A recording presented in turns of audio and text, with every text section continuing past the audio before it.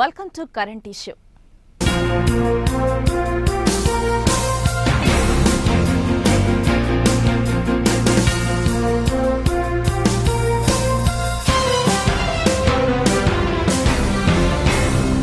Ishant Sharma bowling చెత్తగా ఉన్నా ధోని, కోహ్లీ పరుగుల వరద పారించినా అందుకు కారణమెవరు?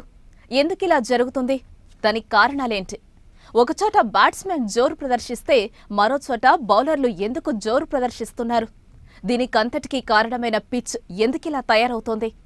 పిచ్ తయారు చేసే క్యూరేటర్ల పాత్ర ఎంతవరకు ఉంది?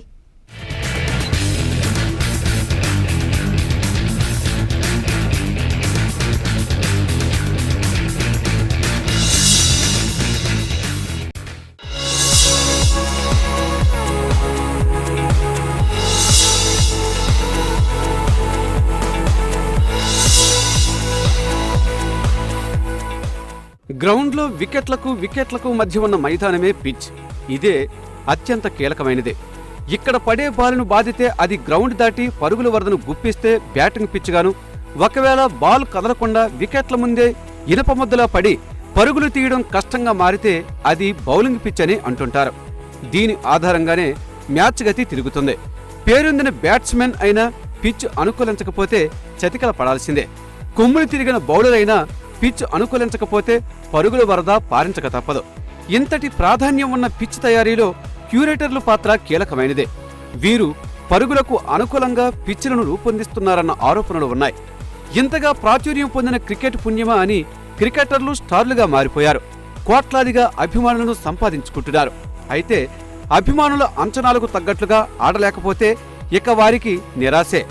ఆస్ట్రేలియాతో మొహాలీలో 3వ వన్డేలో ఇషాంత్ శర్మ 48వ ఓవర్లో వేసిన చెత్త బౌలింగ్ మొత్తం మ్యాచ్నే మార్చేసింది.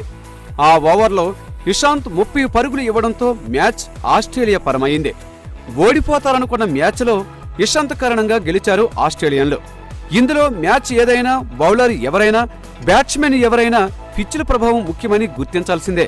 ఇందుకు మొహాలీ వన్డే ఉదాహరణగా చెప్పుకోవాలి. Now through the offside for 4. That's not a bad way to start the over at all. 44 from 3. Oh, he's hit that really well.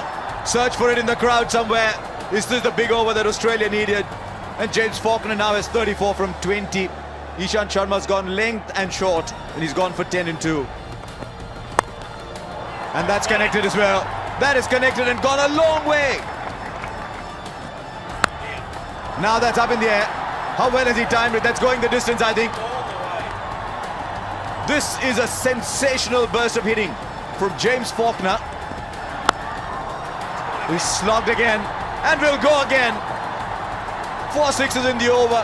30 from it. Cricket ఇప్పుడు అందరికీ ఆరాధ్యమైన ఆట. టీవీలకు అతుక్కుపోయి చూస్తున్న క్రీడ. ఒకప్పుడైతే ట్రాన్సిస్టర్లను చెవుల వద్ద పెట్టుకుని అదే పనిగా కామెంటరీ వినేవారు. ఇప్పుడైతే లైవ్ కవరేజ్లు వచ్చాక ఆ బాధ తప్పింది. బ్యాట్, బాల్, పరుగులు, పిచ్, సిక్సర్లు, ఫోర్లు. ఈ తరం కుర్రకారు మొదలు మధ్య వయస్కుల వరకు అందరికీ సుపరిచితమైన పదాలుగా మారాయి.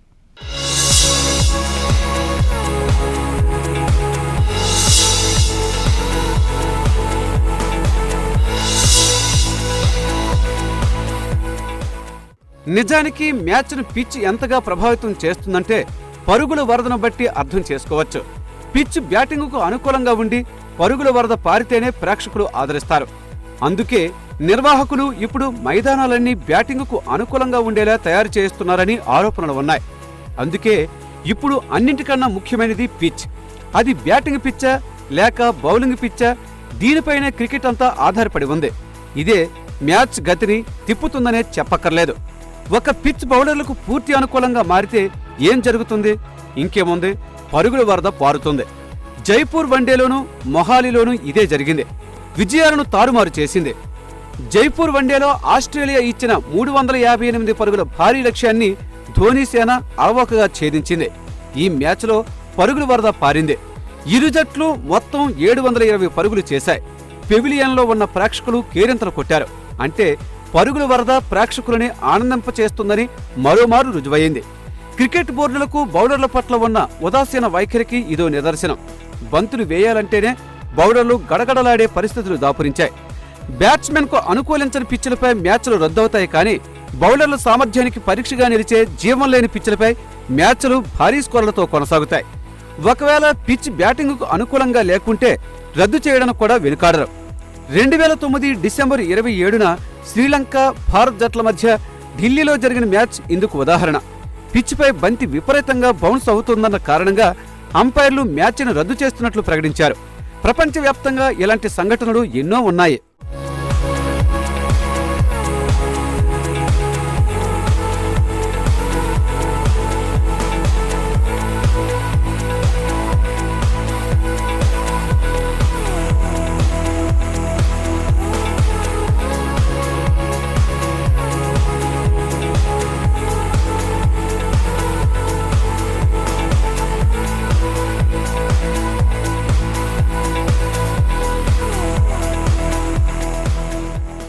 ఇండియన్ గ్రౌండ్స్ ని తీసుకుంటే గతంలో పిచ్లను అనుకున్న రీతిలో తయారు చేసిన దాఖలాలు లేవు.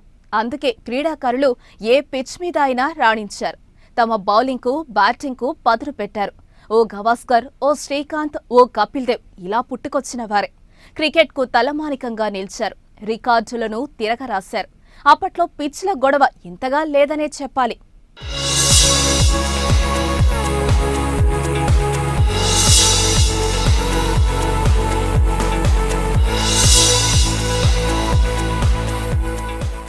ఇండియాలో తయారు చేసిన పిచ్లను గతంలో ప్రత్యేకంగా తయారు చేసినట్లుగా దాఖలాలు లేవు. అవి బౌలింగ్ పిచ్లను లేక బ్యాటింగ్ పిచ్లను ప్రత్యేకంగా రూపొందించలేదు. అందుకే ఆనాటి బౌలర్లు లేదా బ్యాట్స్మెన్లు సొంత సత్తా ఆధారంగానే పేరు సంపాదించుకున్నారు. West Indies fast bowler Malcolm Marshall bowling చేస్తున్నాడంటే అప్పట్లో మీసం మేలేసిన బ్యాట్స్మెన్ కూడా వణికేవారు. అలా మార్షల్ లేదా కపిల్ దేవ్ ఏ పిచ్ మీదైనా తమ సత్తా చాటిన వారే. అయితే మార్షల్ లాంటి బౌలర్ను ఎదుర్కొంది మాత్రం ఇండియన్ స్కిప్పర్ శ్రీకాంత్ మాత్రమే. మొదటి బాల్నే 6గా తరలించి మార్షల్నే కంగారు పెట్టాడు. శ్రీకాంత్ బ్యాటింగ్ అంటే తనకు భయమని ఓ ఇంటర్వ్యూలో మార్షలే స్వయంగా వెల్లడించాడు. నిజానికి వీరిద్దరూ మంచి మిత్రుడు. అంటే అక్కడ పిచ్చిన ప్రభావం అన్నది నామమాత్రమే. ఇప్పుడు Joel Garner, Michael Holding, Malcolm Marshall, Imran Khan, Waqar Younis, Wasim Akram, Shoaib Akhtar, Bob Willis, Kapil Dev వంటి పేసర్లు, షేన్ వార్న్, ముత్తయ్య మురళీధరన్, ఎర్రాపల్లి ప్రసన్న, భగవత్ చంద్రశేఖర్ వంటి స్పిన్నర్లు బంతులు వేస్తుంటే బ్యాట్స్మెన్ భయపడేవారు. వాటిని ఎదుర్కోలేక తడబడి వికెట్లు పారేసుకునేవారు.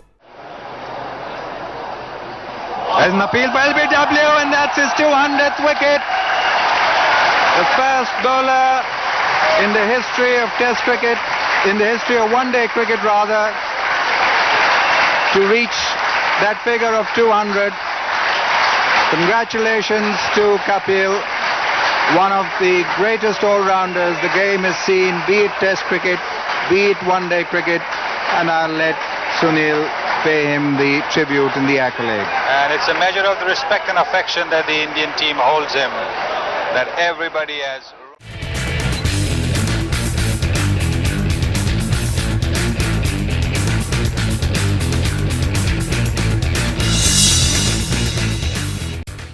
క్రికెట్లో అనేక మార్పులు చోటు చేసుకున్నాయి. నిబంధనలు మారాయి. కొత్త పోకడలు వచ్చాయి. ఇప్పుడు పరిస్థితి మారింది. టెస్టు క్రికెట్ను, వన్డే ఇంటర్నేషనల్స్, T20 వంటి పొట్టి ఫార్మాట్స్ సాధించడం ఆరంభమైన మరుక్షణం నుంచే బౌలర్లపై బ్యాట్స్మెన్ ఆధిపత్యం మొదలైంది. ఇప్పుడంతా పరుగుల వరద సృష్టించాలి, బౌండరీలు దాటించాలి, సిక్సర్లు బాదాలి. ఇదే ఇప్పుడు డామినేట్ చేస్తోంది.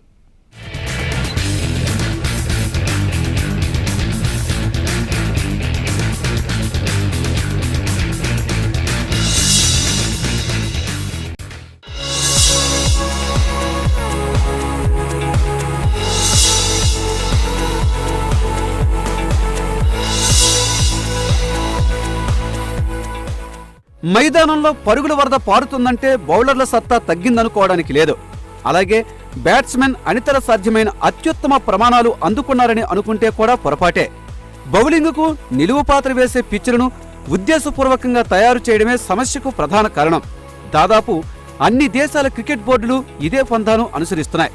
క్యూరేటర్లను నయానో భయానో మచ్చిక చేసుకుని పిచ్లను బ్యాటింగుకు అనువుగా మార్చేస్తున్నారు. పిచ్ మార్పిళ్లు ఇప్పుడు బ్యాటింగుకు అనుకూలంగా ఉంటున్నాయి. ఒక మ్యాచ్లో బౌలర్ల ఆధిపత్యం కొనసాగితే తక్కువ స్కోర్లకి ఇన్నింగ్స్ ముగుస్తాయి. ప్రేక్షకులు నిరాశపడతారు. అందుకు విరుద్ధంగా బ్యాట్స్మెన్ చెలరేగితే భారీ స్కోర్లు నమోదవుతాయి. ఏ జట్టు గెలుస్తుందనేది చివరి క్షణం వరకు ఉత్కంఠ రేపుతూనే ఉంటుంది. అభిమానులు కళ్లప్పగించి పోరును తిలకిస్తారు. అలాంటి మ్యాచ్లనే మళ్లీ మళ్లీ చూడాలనుకుంటారు. స్టేడియాలకు దౌడు తీస్తారు. అందుకే ఇప్పుడు పరుగుల వరద అన్న చందంగా క్రికెట్ మారిపోయింది. ఆటను వ్యాపారంగా మార్చేసిన క్రికెట్ బోర్డులు బౌలింగ్కు ఏమాత్రం సహకరించని పిచ్చులకు ప్రాధాన్యమిస్తూ బ్యాట్స్మెన్ను భుజానికెక్కించుకుని ఊరేగుతున్నాయి. That's a cracking shot by Tendulkar. That's got the crowd to their feet.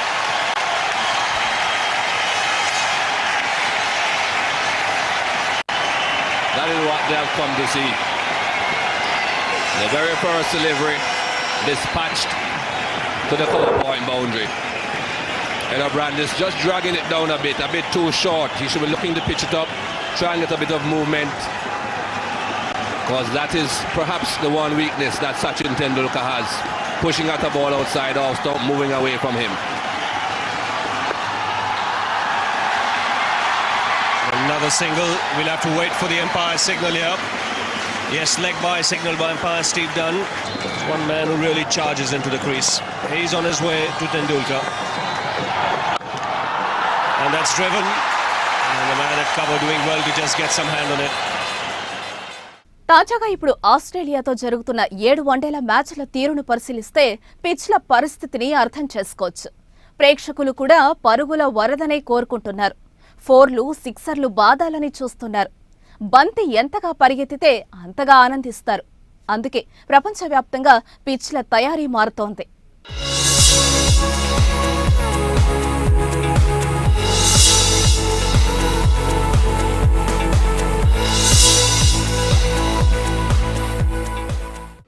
ఏడు మ్యాచ్ల వన్డే సిరీస్లో భాగంగా ఆస్ట్రేలియా భారత జట్ల మధ్య జరిగిన రెండో మ్యాచ్ ప్రస్తుతం బౌలర్లు ఎదుర్కొంటున్న దారుణ పరిస్థితికి అద్దం పడుతుంది. వన్డే ఇంటర్నేషనల్స్ ఆరంభమైనప్పటి నుంచే బ్యాట్స్మెన్ అనుకూల పిచ్చుల తయారీ మెల్లగా ప్రారంభమైందనే చెప్పాలి. వన్డేలు టీ20ల పుణ్యమా అని మార్పులు వేగంగా చోటు చేసుకున్నాయి. అసలు ఆట కన్నా ఆనందం ప్రధానంగా మారింది. వ్యాపార ధోరణి పెరిగింది. యావత్ క్రికెట్నే కబలించే స్థాయికి చేరింది. ఈ వికృత రూపం ఫలితంగా భవిష్యత్తులో బౌలర్ల ప్రతిభకు అవకాశం లేకుండా పోతుందని ఆస్ట్రేలియా మాజీ కెప్టెన్ గ్రెగ్ చాపెల్ చేసిన వ్యాఖ్యలు ఆందోళన కలిగించేవే. బ్యాట్స్మెన్కు అనుకూలంగా పిచ్లను తయారు చేస్తున్నారని చెప్పడానికి ఎన్నో మ్యాచ్లను ఉదహరించవచ్చు. 2006లో నెదర్లాండ్స్పై శ్రీలంక 9 వికెట్లకు 443 పరుగులు సాధించింది. వన్డేల్లో ఇదే అత్యధిక స్కోరు. అదే ఏడాది దక్షిణాఫ్రికాపై ఆస్ట్రేలియా 4 వికెట్లకు 434 పరుగుల భారీ స్కోరు సాధించింది. అయితే దక్షిణాఫ్రికా 9 వికెట్లకు 438 పరుగులు చేసి విజయభేరి మోగించింది. 2006-07 సీజన్లో జింబాబ్వేపై దక్షిణాఫ్రికా 5 వికెట్లకు 418 పరుగులు చేసింది. 2011-12 సీజన్లో వెస్టిండీస్పై భారత్ కూడా 5 వికెట్లకు 418 పరుగులు సాధించింది. ఇలాంటి భారీ స్కోర్లు నమోదైన మ్యాచ్ల్లో బౌలర్ల పరిస్థితిని ఊహించడం కష్టం కాదు. ఇదంతా బౌలర్లకు ప్రతిభ లేదని చెప్పలేం. ఆస్ట్రేలియా దక్షిణాఫ్రికా జట్ల మధ్య జరిగిన మ్యాచ్లో మొత్తం 872 పరుగులు నమోదు కాగా 13 వికెట్లు మాత్రమే కూలాయి. భారత్ శ్రీలంక జట్ల మధ్య 2009-10 సీజన్లో రాజ్కోట్లో 825 పరుగులు జత కలిశాయి. వీటిలో 7 వికెట్లకు భారత్వి 414 పరుగులు కాగా లంక 411 పరుగులకు 8 వికెట్లను వదులుకుంది.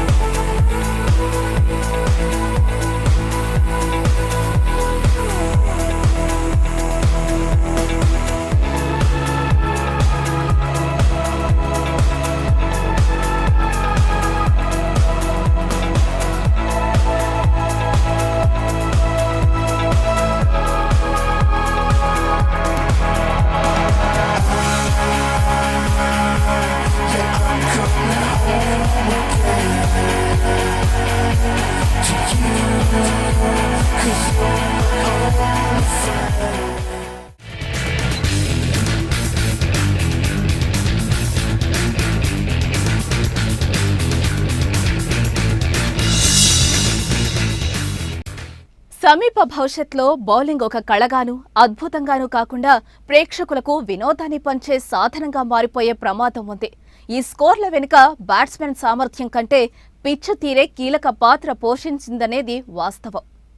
4లు, 6ర్లు ఎన్ని నమోదైతే ఆ మ్యాచ్ అంతగా ఆకట్టుకుంటుందనేది అభిమానుల విశ్వాసం. పరుగుల వరద పారడం అభిమానులను ఉర్రూతలూగించిన బౌలర్లు బౌలింగ్ను మర్చిపోయి ఉంటారు. ఈ మ్యాచ్లో విజయం ఎవరిదైనా ఫలితం మాత్రం బౌలర్లపైనే పడిందనడంలో సందేహం లేదు.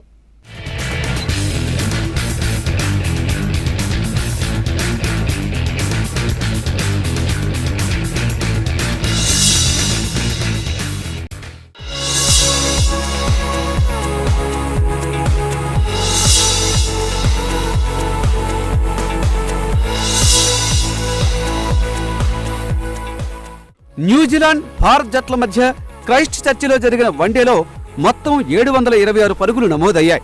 జైపూర్లో తాజాగా భారత్, ఆస్ట్రేలియా మధ్య జరిగిన మ్యాచ్లో 721 పరుగులు, హైదరాబాద్లో భారత్, ఆస్ట్రేలియా జట్లు తలపడినప్పుడు 697 పరుగులు, హామిల్టన్లో ఆస్ట్రేలియా, న్యూజిలాండ్ ఢీకొన్నప్పుడు 696 చొప్పున పరుగులు నమోదయ్యాయి. ఇదే వరవడి మరింత తీక్షణమైతే ఇక బౌలర్ల పాత్ర నామమాత్రం కానుంది. వెస్టిండీస్పై సెహ్వాగ్ 219, దక్షిణాఫ్రికాపై సచిన్ 200 నాటౌట్, భారత్పై సయ్యద్ అన్వర్ 194, ఇంగ్లాండ్పై Vivian Richards 189 not out, Martin Guptill 189 not out చొప్పున ఒక్క వన్డేలో అత్యధిక పరుగులు సాధించారు. కెరీర్లో షాహిద్ అఫ్రిది 313, సనత్ జయసూర్య 270, క్రిస్ గేల్ 203, సచిన్ 195, సౌరవ్ గంగూలీ 190 చొప్పున సిక్సర్లు బాదారు. 4ల విషయానికి వస్తే Sachin 2016, Jayasuriya 1500, Ricky Ponting 1231, Adam Gilchrist 1162, Virender Sehwag 1132 బౌండరీలు కొట్టారు. జయసూర్య, అఫ్రిది చెరి 11, Dhoni, Mark Butcher, Matthew Hayden, Brendon McCullum, Abdul Razzaq, Kieron Pollard తలా 10 చొప్పున సిక్సర్లు సాధించారు. అదేవిధంగా సచిన్, సెహ్వాగ్ చెరి 25, జయసూర్య 24, సయ్యద్ అన్వర్, విరాట్ కోహ్లీ చెరి 22 పర్యాయాలు బంతిని బౌండరీకి తరలించారు. డాన్ వాన్బంజ్ వేసిన ఓవర్లో హెర్చల్ గిబ్స్ 6 సిక్సర్లు, రాబిన్ పెటర్సన్ బౌలింగ్లో తిసరా పెరారా 35, మలింగా బౌలింగ్లో అఫ్రిది 32, 31 చొప్పున పరుగులు చేశారు. తాజాగా మొన్నటి మొహాలీ వన్డేలో ఇషాంత్ శర్మ బౌలింగ్లో ఫ్రాంక్లిన్ 30 పరుగులు సాధించి ఆసీస్ను విజయపథంలో నడిపించాడు.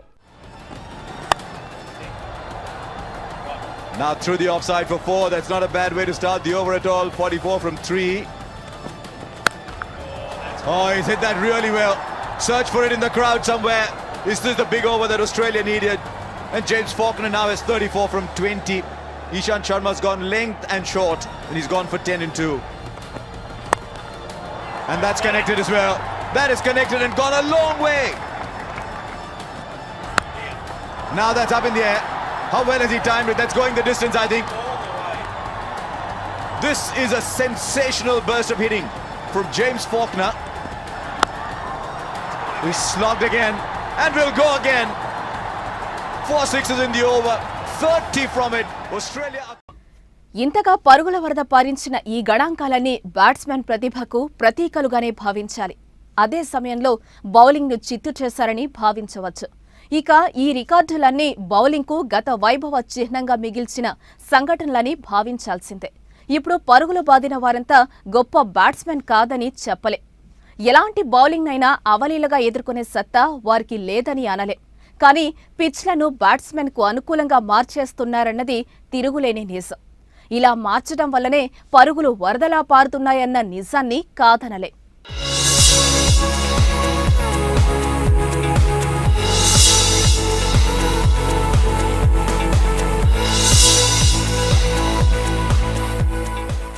బౌలర్లనే తీసుకుంటే ముత్తయ్య మురళీధరన్ 534, వసీం అక్రమ్ 502, వకార్ యూనిస్ 416, చమిందాస్ వాస్ 400 వన్డే వికెట్లతో రాణించడం వారి ప్రతిభకు నిదర్శనం. వ్యాస్ ఒకే మ్యాచ్లో 8 వికెట్లు పడగొడితే Shahid Afridi, Glenn McGrath, Mitchell, Muralitharan, Waqar Younis, Aaqib Javed, Davis తలా 7 వికెట్లు సాధించారు. ఒక సిరీస్లో మెక్గ్రాత్ ఒకసారి 27, మరో పర్యాయం 26 చొప్పున వికెట్లు కూల్చాడు. బ్యాట్స్మెన్పై బౌలర్ల ఆధిపత్యం కొనసాగిన సందర్భాలు ఉన్నాయి. ఈ గణాంకాలను ఉదాహరణగా పేర్కొనవచ్చు. కానీ వీరిలో చాలా మంది భారీగానే పరుగులు సమర్పించుకున్నారు. అత్యధిక వికెట్లు పడగొట్టిన మురళీధరన్ అత్యధికంగా 12,326 పరుగులు ఇచ్చాడు. అఫ్రిది 12,184, సనత్ జైసూర్య 11,871, వసీం అక్రమ్ 11,812, చమిందర్ స్వాస్ 11,014, అనిల్ కుంబ్లే 10,412 చొప్పున పరుగులివ్వడం వన్డేల్లో బ్యాట్స్మెన్ ఆధిపత్యానికి నిదర్శనం. మురళీధరన్ ఒక్క మ్యాచ్లో 99 పరుగులిచ్చిన సందర్భం ఉంది. కెరీర్లో 1,582 బంతులు వేసిన జింబాబ్వే మాజీ బౌలర్ జన్కాలా 1,570 పరుగులిచ్చాడు. జింబాబ్వేకే చెందిన నుమెలో బంగ్వా 1,369 బంతుల్లో 1,140 పరుగులు సమర్పించుకున్నాడు. అంటే బౌలర్లు బ్యాట్స్మెన్లు ప్రతిభ లేకుండా ఉన్నారని అనలేం. కానీ జీవం లేని పిచ్లను తయారు చేయకపోతే బౌలర్లకు భారీ స్కోర్లు సమర్పించుకునే దుస్థితి రాదని మాత్రమే చెప్పగలం. That is what they have come to see. The very first delivery dispatched to the cover point boundary. And Brandis just dragging it down a bit too short. He should be looking to pitch it up, trying to get a bit of movement. Because that is perhaps the one weakness that Sachin Tendulkar has. Pushing out the ball outside off stump, moving away from him. Another single. We'll have to wait for the umpire signal here. Yes, leg by signal by umpire Steve Dunn. One man who really charges into the crease. He's on his way to Tendulkar. And that's driven. And the man at cover doing well to just get some hand on it.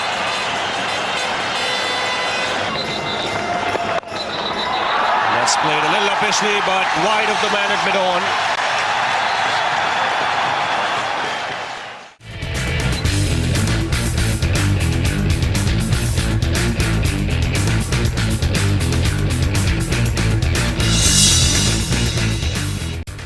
పిచ్లను యథాతథంగా తయారు చేస్తే పరుగులు రావు, బౌలర్లకు వికెట్లు పడవు. అందుకే ఇప్పుడు పరిస్థితి మారింది. పరుగులు రాబట్టడమే లక్ష్యంగా పిచ్లు రూపుదిద్దుకోవడమే సరికాదు. కేవలం పరుగులే లక్ష్యంగా ఆట సాగడం క్రికెట్లో విపరీత ధోరణికి అద్దం పడుతోంది.